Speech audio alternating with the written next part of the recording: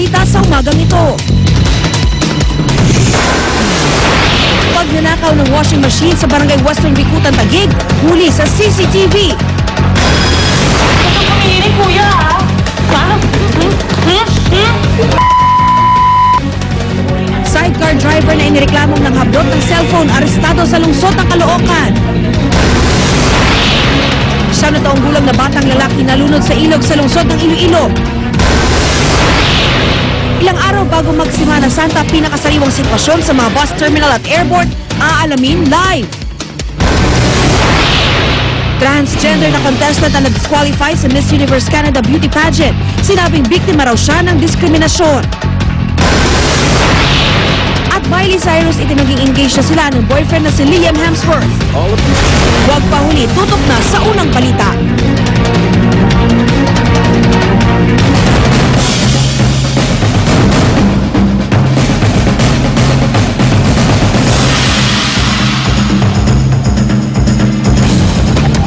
Huli po sa CCTV ang pagtangay ng isang washing machine sa barangay Western Bikutan, Taguig. At sa detalye may live report si Lala Roque. Lala.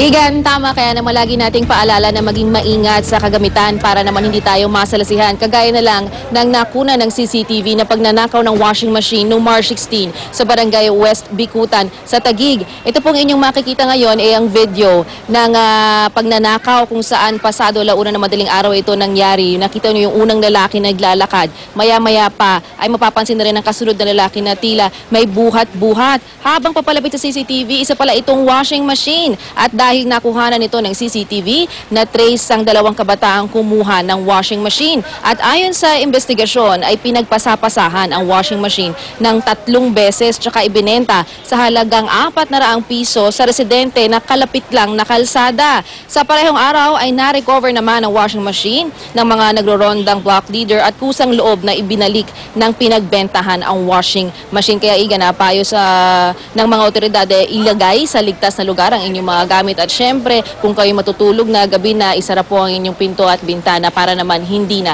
masalisihan. Igan? Maraming salamat, Lala Roque. Sidecar driver na inireklamong ng hablot ng cellphone, arestado sa lungsod ng Caloocan. Labis ang galit ng biktima nang magkaharap na sila sa presinto ng suspect. Narito ang report ni Haji Rieta. Nanginginig pa sa galit ang biktima si Stellar Mendoza nang kumprontahin niya sa presinto ang suspect sa pangahablot ng cellphone niya, ang sidecar driver na si Gil Calupaz.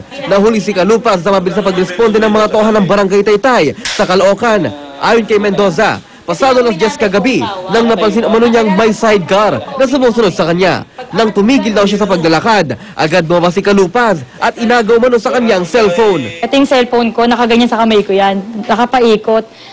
Yung unang nawakan niya ako dito. Tapos, nung nawakan niya ako ito, isang kamay niya, ganito niya, hindi ko binibigay. Hanggang sa kanya, niya ako, nadapa na ako, sobrang lakas eh. Sabay takbo siya. Pagkadapa ako, tayo agad ako. Nagtamo ng galo sa iba't ibang parte ng katawan ang biktima dahil umano sa pangangaladkad sa kanilang suspect. Sa tindi ng galit ng biktima, sa kalagitnaan ng aming panayam, biglang sinugo dito ang suspect. Huwag kang umihirin, kuya, ha? Inamin ng suspect ang krimen. Ikinatwiran niyang may matindi mo na siyang pangangailangan kaya ito nagawa. Ano bang dahilan? Ba't ka nang hold up? Problema sa bahay, sir. Nakuha mula sa suspect ang cellphone na nagkakahalaga ng 13,000 piso at isang caliber 22 na baril. Kasuhan natin ito ng yung suspect ng robbery. Tapos since nahuli siya ng baril, kakasuhan natin siya ng Republic Act 8294 which is illegal possession of firearms and ammunitions. Nasa kustudiya na ng headquarters ng Caloocan Police ang suspect na si Calupaz. Ito ang unang balita sa Caloocan City. Haji Rieta reporting. Sinuspindi na ang driver ng tren na bumangga sa kotse sa Calamba, Laguna na ikinasawi na mag-ina. Dibisigan na po ng Calamba City Police kung sino ang may pananagutan sa aksidente. Narito ang report ni Cara David. Sa ganitong kalunos-lunos na pagkakaipit dinatnan ng Laguna Traffic Management Office Rescue ang mag-inang sina Christine at Annabel de Guzman. Naipit sila sa warak na bahagi ng sinasakyang kotse na nabangga ng tren ng Philippine National Railways sa Barangay Halang sa Calamba, Laguna. Huli na nang madala sila sa Calamba Medical Center. Sa investigasyon, lumabas na pasado alas 9 nang magpang-abot ang tren at kotse sa crossing. Sa kabila yan ng pagminor daw at pag-full emergency brake ng tren, may 30 metro mula raw sa crossing ayon sa PNR. Pagdating dun sa crossing, nag-slow down sila. Mga 10 to 15 kilometers per hour ang slowness. Talagang mabagal. Ang sabi nung driver, ang tansya niya hindi naging slow down. Tuloy-tuloy yung speed, mabilis. Talagang natumbok ito, kaya nakaladkad. More or less 100 meters. So alam nila na may railroad track doon? Yeah, alam namin. Meron din namin alam na buhay yun. Pag titingnan mo yung railroad tracks noon, smooth yung dating doon eh. Parang hump lang. Hump, oo, magandang hump. Batid ng pamilya de Guzman na may right-of-way ang tren sa lahat ng rides nito.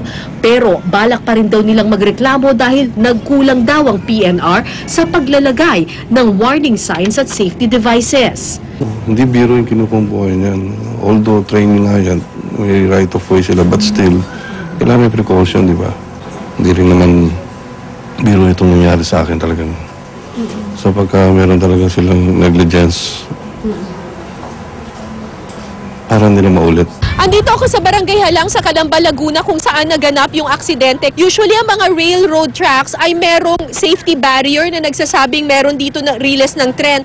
Pero dito sa lugar na to, wala akong nakikita ang anumang safety barrier, wala akong nakikita ang anumang sign that will indicate that this is a railroad crossing. At kung titingnan mo itong riles dito, lubog na siya, para na siyang kinain ng aspalto. Kaya I would imagine kung gabi nga naman at malakas yung ulan, hindi mo nga naman talaga mapapansin na may riles ng tren dito.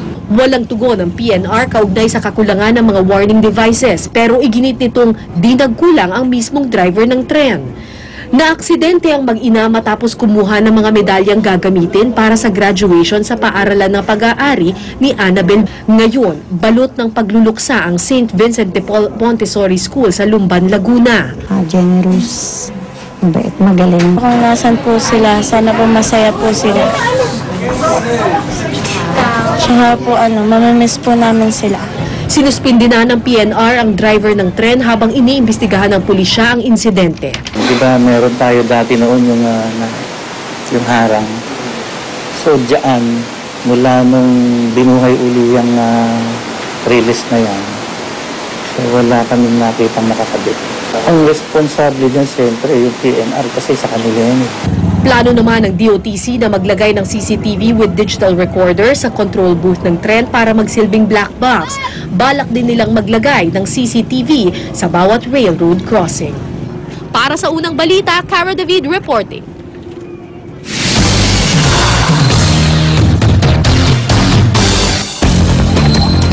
Pagbibigay ng special emergency powers kay Pangulong Noynoy Aquino, ipinanukala ng ilang mambabatas para maresolba ang krisis sa kuryente sa Mindanao.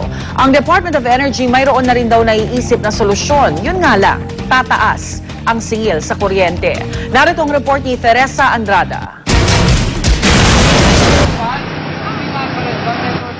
Nitong Biyernes lang na magka-short circuit sa control tower ng Zamboanga International Airport, epekto raw ng sunod-sunod na brownout sa lungsod. Sa iba pang bahagi ng Mindanao gaya ng North Cotabato hanggang tig-3 oras na ang rotational brownout. Mahina kasi ang produksyon ng mga hydroelectric power plant sa Mindanao dahil sa tag-init. Ang Pulangi Hydropower Plant nga, isasara pa dahil sa maintenance check. We will continue to experience the present levels of shortages up to May 9. Why? Because we did not predict the need to shut down Pulangi. Si Pangulong Noynoy Aquino iginiit sa mga hinarap na business leaders na sa pangmatagalan, madadagdagan daw ang produksyon ng kuryente sa bansa gamit ang renewable energy. The approved service contracts already as of this time amount to about 7,067 megawatts and pending applications another 3,771 megawatts. We will be ready when that demand comes in to supply it necessary. And hopefully, this will also be the factor that increased installed generation capacity will be the factor that will bring down the prices of electricity. Pero paano ang kasalukuyan ng problema na nangangailangan ng solusyon? Sabi ni Senador Chis Escudero, pwedeng amendahan ng Imperial Law para mabigyan ng standby powers ang Pangulo. Sa ngayon kasi, kailangan